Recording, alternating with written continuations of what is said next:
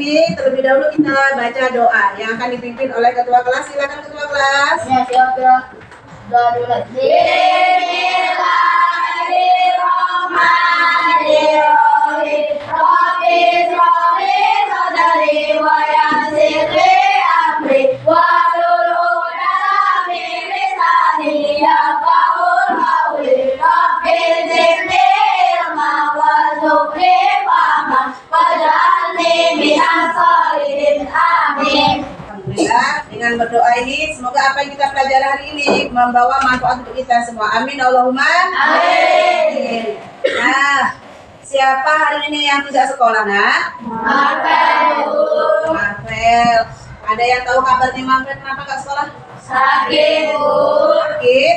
Kita doakan semoga Marvel lekas sembuh dan dapat belajar seperti biasa. Untuk lebih semangatnya belajar, kita lakukan ice breaking tepuk 1. Masih ingat? Masih. Oke, yuk kita mulai ya. Tepuk 1, tepuk 2, tepuk 3, Semangat. tepuk 4, Konsentrasi. tepuk 5, Siap belajar. tepuk fokus.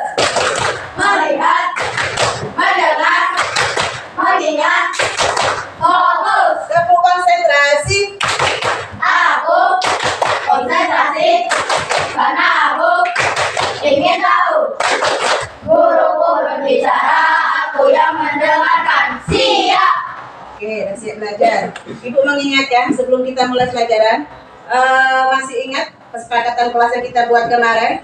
Masih. Yang pertama apa? Suasana harus kondusif. Yang kedua, Saling menghargai. saling menghargai. Yang ketiga, Aktif dalam pembelajaran. dalam pembelajaran. Sekarang ibu mau tanya, siapa tadi pagi yang bangunnya lebih awal sebelum jam 6? Ada yang bangun nih kayaknya. Nggak ada ya? Yang melakukan sholat subuh? Oke. Yang mandi pagi? Yang melakukan sarapan pagi? Oh, sarapan semua bagus. Yang datang ke sekolah lebih awal? Ya, baru ini yang lebih awal ya. Itu semua aktivitas kita atau rutinitas kita setiap hari yang kita lakukan. Supaya apa?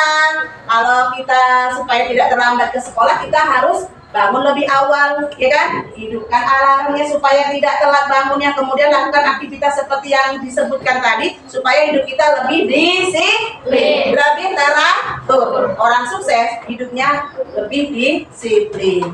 Oke, hari ini Ibu akan menyampaikan tujuan pembelajaran kita. Yang pertama, kalian atau peserta didik dapat mengidentifikasi masalah sederhana dalam kehidupan sehari-hari. Yang kedua, Ibu harapkan kalian itu dapat menerapkan langkah-langkah berpikir komputasional seperti dekomposisi, pengenalan pola, abstraksi, dan algoritma dalam menyelesaikan masalah. Oke ya. Sekarang perhatikan gambar. Ibu memiliki sebuah gambar. Kira-kira gambar apa ini, Nak? Gambar? Secangkir? Secangkir teh. Siapa yang suka minum teh? Oke. Sekarang secangkir teh ini cara membuatnya bagaimana sih? Kok bisa seperti ini? Alat dan bahan yang digunakan apa? Gelas. Kemudian apa lagi? Sendok. Remas air panas. Kemudian lagi bahannya apa bahannya? Teh. Gula. Kemudian cara membuatnya? Masukkan tehnya ke dalam gelas. Kemudian masukkan air panasnya. Kemudian aduk rata, tunggu menjadi berubah warna. Setelah itu apa yang terakhir?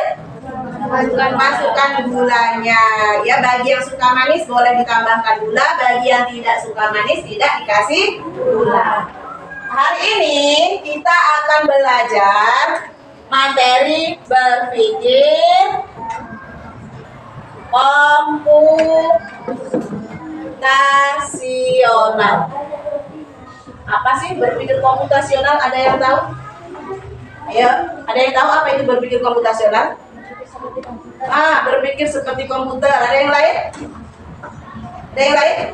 Gak ada. Jadi berpikir komputasional itu adalah cara berpikir atau menyelesaikan masalah secara logis dan sistematis seperti komputer. Ingat kuncinya, secara sistematis dan logis. Sistematis itu berurutan, logis itu yang masuk akal, ya kan? Nah, berpikir komputasional ini seperti yang tadi disebutkan, bangun awal, kemudian lagi apa tadi tuh? Mandi, sholat subuh, kemudian sarapan, kemudian berangkat ke sekolah, itu sudah merupakan berpikir komputasional. Ya, berpikir komputasional, menyelesaikan masalah gimana caranya supaya tidak telat sekolah, hidupkan alarm, tidur lebih awal, kemudian bangun pagi, mandi, sholat, sarapan dan sebagainya. Itu sudah berpikir komputasional, menyelesaikan masalah secara runtun atau berurutan. Nah, berpikir komputasional itu ada 4 prinsipnya. Ada 4 prinsip. Apa yang pertama prinsipnya? Dekomposisi. Dekomposisi ini maksudnya menyelesaikan masalah yang besar menjadi kecil-kecil atau sederhana. Seperti tadi, supaya kalian itu datang ke sekolah lebih awal, tidak terlambat, apa yang harus dilakukan? Menghidupkan alarm, benar. Ya, yang kedua apa? Supaya tidak terlambat, tentu tidurnya lebih awal. Kemudian bangunnya pagi, karena kita di awal tadi sudah memasang alarm. Jadi bangunnya lebih awal juga. Kemudian lakukan mandi, sholat, sarapan, kemudian berangkat ke sekolah. Itu tahapan supaya kita tidak terlambat berangkat ke sekolah. Jadi masalahnya bisa diperkecil dengan cara apa tadi? Dekomposisi, mengecilkan masalah besar menjadi sederhana. Yang kedua itu namanya pengenalan pola.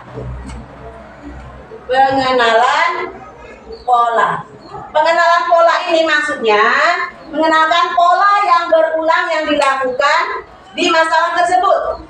Ya, contoh yang tadi, misalnya aktivitas pagi itu bangun tidur, ya kan? Sudah bangun tidur apa lagi nak? Untuk berangkat sekolah, bangun tidur, mandi, kemudian sholat, memakai seragam, kemudian apa lagi? Sarapan, berangkat ke sekolah. Dan itu diulang setiap hari. Besok pagi kita masih lakukan itu lagi tidak? Ya.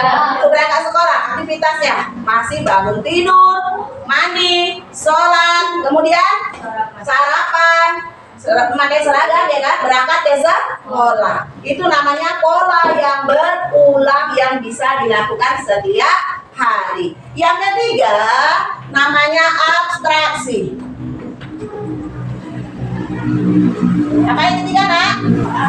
Abstraksi. Abstraksi itu mengabaikan masalah yang tidak relevan atau yang tidak penting, fokus kepada hal-hal yang penting saja. Contoh tadi mau berangkat sekolah, aktivitas paginya kalian lakukan sarapan pagi. Kalian hanya fokus ke sarapan paginya saja. Tidak usah kalian pikirkan sarapan pagi, misalnya si Sasa sarapannya pakai nasi goreng, si Bilal misal sarapan pakai keju atau roti, si Asyana sarapannya pakai bubur ayam. Jangan dipikirkan menunya, tapi pikirkanlah sarapannya. Ya, itu yang fokusnya kemana kita lakukan?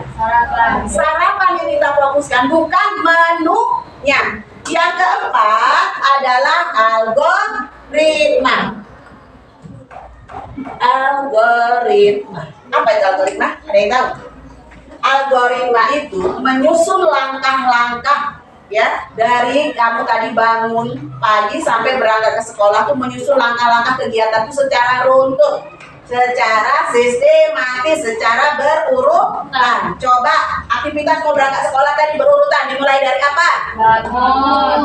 Bangun pagi, kemudian mandi, kemudian sholat, kemudian memakai seragam, yang kemudian sarapan, kemudian mengambil alat atau perlengkapan sekolah, kemudian ada Ada yang ketinggalan tidak? Iya, berpamitan sama orang tua, saling dulu sama ayah ibunya. Kemudian apa lagi? Berangkat ke sekolah dan sampai di sekolah. Itulah algoritma, ya, menyusun langkah-langkah dari awal sampai akhir. Dari penjelasan ibu ini, ada yang ingin ditanyakan? Sudah paham? Sudah. Oke, kalau sudah paham, ibu akan bagikan LKPD, ya. Diskusikan dengan teman kelompoknya, ya, dibaca perintahnya, diskusikan. Kemudian nanti dipresentasikan ke depan hasil diskusinya. Oke, yuk silakan dimulai. Silakan diskusikan. Kasih waktu 2 menit. Silakan diskusi dengan temannya.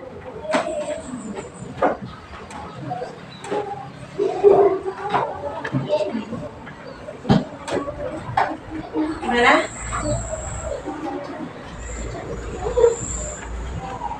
Ayo diskusi dengan kawannya.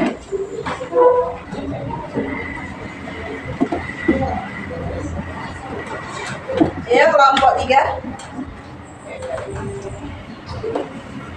Ayo diskusi dengan kawannya. Sudah? Sudah selesai? Sudah. Oke, kalau sudah selesai, silakan presentasikan hasil diskusinya dari kelompok 1 dulu. Semuanya maju setiap kelompok. Assalamualaikum warahmatullahi wabarakatuh. Waalaikumsalam warahmatullahi wabarakatuh. Kami kelompok 1 akan mempresentasikan hasil diskusi kami tentang membuat nasi goreng. 1 ada alat, bahan, dan bumbu. Alat ada kompor, wajan, pisau, spatula, dan talenan. Bahan ada nasi putih, telur, minyak goreng, dan sosis. Bumbu ada bawang merah, bawang putih, garam, penyedap rasa, kecap, dan cabai. Terus prosedurnya adalah haluskan bawang merah dan bawang putih dan cabai, potong-potong sosisnya.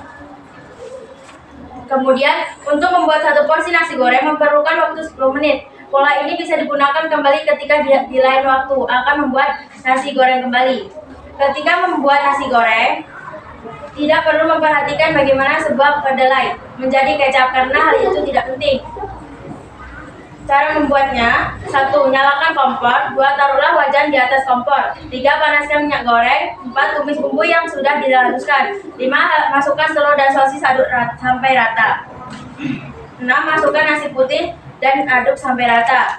7. Tambahkan garam, penyedap rasa, dan kecap. 8. Aduk rata. 9. Kemudian koreksi rasa. 10. Matikan kompor. 11. Masukkan nasi ke piring. Nasi goreng siap dihidangkan. Sekian dari kelompok 1. Assalamualaikum warahmatullahi wabarakatuh. Waalaikumsalam warahmatullahi wabarakatuh. Terima kasih kelompok 1. Kita kasih tepuk tangan. Lanjut kelompok 2.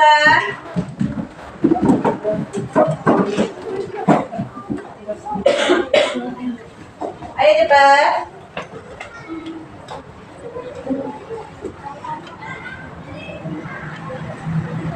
Ayo, silakan diskusikan. Assalamualaikum warahmatullahi wabarakatuh. Waalaikumsalam warahmatullahi wabarakatuh. Perkenalkan, kami dari kelompok 2, kami akan mempresentasikan hasil diskusi kami. Cara membuat nasi goreng. Yang pertama ada alat, bahan, dan bumbu. Alatnya ada kompor, wajan, pisau, spatula, dan talenan. Dan bahannya ada nasi putih, telur, minyak goreng, dan sosis. Bumbunya ada bawang merah, bawang putih, garam, penyedap rasa, kecap, dan cabai. Prosedur yang kedua, pengenalan pola. Untuk membuat porsi nasi goreng memerlukan waktu 10 menit. Pola ini bisa digunakan kembali ketika mulai waktu akan membuat nasi goreng kembali. Yang ketiga, abstraksi. Ketika membuat nasi goreng, tidak perlu memperhatikan bagaimana sebuah kedelai menjadi kecap karena hal itu tidak penting. Langkah-langkah membuat nasi goreng yaitu yang pertama, nyalakan kompor, taruhlah wajan di atas kompor, panaskan minyak, tumis bumbu yang sudah dihaluskan, masukkan telur dan sosis, aduk sampai rata, masukkan nasi putih dan aduk sampai rata, tambahkan garam, penyedap rasa, dan kecap, aduk rata, kemudian koreksi rasa, matikan kompor, masukkan ke piring. Nasi goreng siap dihidangkan. Demikian presentasi dari kelompok 2. Kami akhiri. Wassalamualaikum warahmatullahi wabarakatuh. Waalaikumsalam warahmatullahi wabarakatuh. Tepuk tangan. Tiga.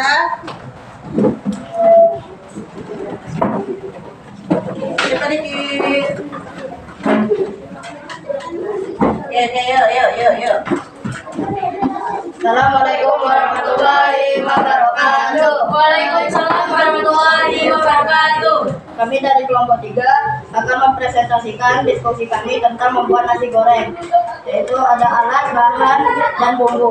Di alat ada kompor, wajan, pisau, spatula, dan telanan. Di bahan ada nasi putih, telur, minyak goreng, dan sosis. Di bumbu ada bawang merah, bawang putih, garam, penyedap rasa, kecap, dan cabai. Prosedurnya, langkah pertama haluskan bawang merah, bawang putih, dan cabai. Yang kedua, potong-potong sosisnya. Lalu, untuk membuat satu porsi nasi goreng memerlukan waktu 10 menit. Pola ini bisa digunakan kembali ketika di lain waktu akan membuat nasi goreng kembali. Ketika membuat nasi goreng tidak perlu memperhatikan bagaimana sebuah kedelai jadi kecap karena hal itu tidak penting.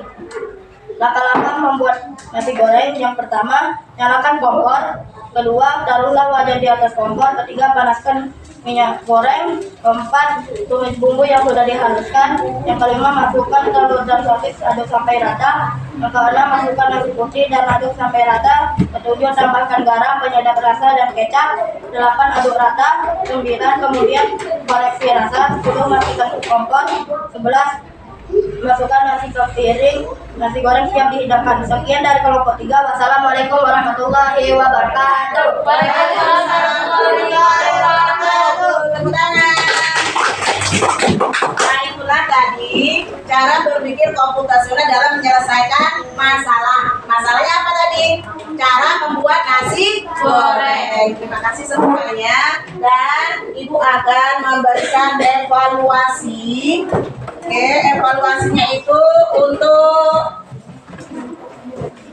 Ibu ingin tahu pemahaman kalian batas mana mengenai belajar komputasional ini. Ini dikerjakan secara mandiri.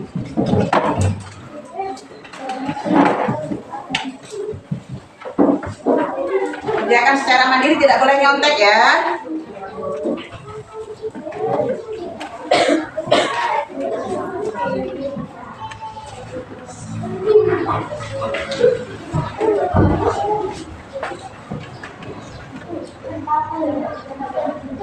Sudah selesai? Sudah, Bu. Oke, yang sudah boleh kumpulkan ke depan.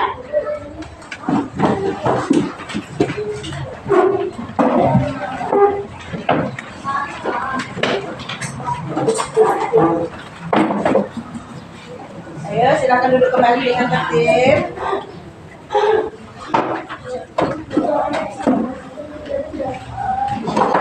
Nah, dari pembelajaran dari awal sampai akhir ini, bagaimana perasaan kalian selama proses belajar anak? Senang. Nah, kemudian lagi, kita masuk ke refleksi ya. Kemudian lagi, apa atau hal-hal baru apa yang kalian dapatkan selama proses pembelajaran? Hal-hal baru apa? Itu? Ke depan. Pertama, presentasi ke depan. Yang kedua? Iya, dapat mengetahui cara berpikir komputasional. Oke. Siapa yang dapat menyimpulkan pelajaran kita hari ini? Oh iya, silakan. Merupakan cara berpikir secara logis dan sistematis dalam menyelesaikan masalah. Akan berpikir komputasional terbagi dua, yaitu pertama dekomposisi, dua pengenalan pola, tiga abstraksi, dan yang keempat algoritma. Oke, jadi kesimpulannya adalah berpikir komputasional itu adalah berpikir secara logis dan sistematis untuk menyelesaikan masalah, ya. Kemudian dalam berpikir komputasional itu ada 4 prinsip yang dilakukan. Pertama, dekomposisi, kedua pengenalan pola, yang ketiga itu abstraksi, dan keempat algoritma. Untuk pertemuan berikutnya, kita akan belajar berpikir komputasional sebagai dasar coding dan kecerdasan artifisial atau AI. Anak-anak tahu AI? Tahu. Pernah menggunakan AI? Nah. Pesan Ibu, jika kalian menggunakan HP, ya, gunakanlah hal-hal yang positif. Jangan terlalu percaya dengan informasi-informasi yang ada di YouTube. karena itu terkadang sudah diedit menggunakan AI. Sebelum pulang ya atau sebelum istirahat, Ibu akhiri pembelajaran kita hari ini dan Ibu ucapkan wassalamualaikum warahmatullahi wabarakatuh. Waalaikumsalam warahmatullahi wabarakatuh. Silakan berdoa terlebih dahulu. Pimpin ketua kelas. Semuanya siap, gerak. Sudah dimulai. Bismillahirrahmanirrahim. Wal asri innal insana lafil khusri illa allazina amanu wa amilus solihati wa tawassaw bil haqq wa tawassaw bil sabr. Rabbana atina fid dunya hasanah wa fil akhirati hasanah wa qina adzabannar. Walhamdulillahi rabbil alamin. Assalamualaikum warahmatullahi wabarakatuh. Waalaikumsalam warahmatullahi wabarakatuh.